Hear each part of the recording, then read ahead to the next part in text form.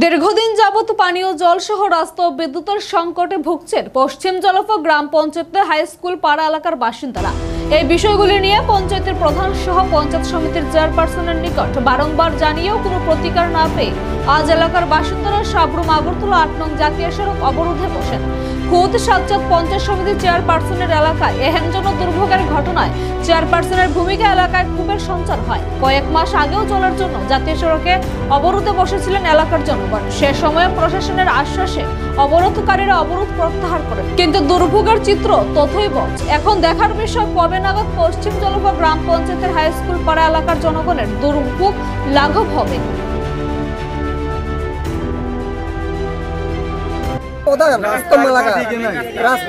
রাস্তাটা হইব 10 বছর আমরা সময় দিছে না। আর বাড়ি বাড়ি যে পয়েন্টগুলো দিয়ে দিছে পয়সা কন্ট্রাক্টর শ্রীনগর গেছে, শ্রীনগর থেকে আলে করবো, তো শ্রীনগর থেকে আলে কেন মানুষ মরে যাবে নাকি? এই আমরা জনগণটা পাত্তা দেয় না। এলাকার প্রধান কে কাজ করাইতেছে?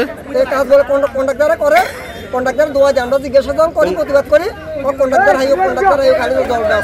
কোন কন্ট্রাক্টর, কোন ঠিকাদার কাজ করছে? কোন ঠিকাদারের নামও কেন আমরা প্রধানের নামও কেন? আর প্রধান জনগণটা পাত্তা দেয় না। প্রধান বলতেও আমরা 100 প্রধান জনগণ মেম্বারও পাত্তা দেয় না। একটা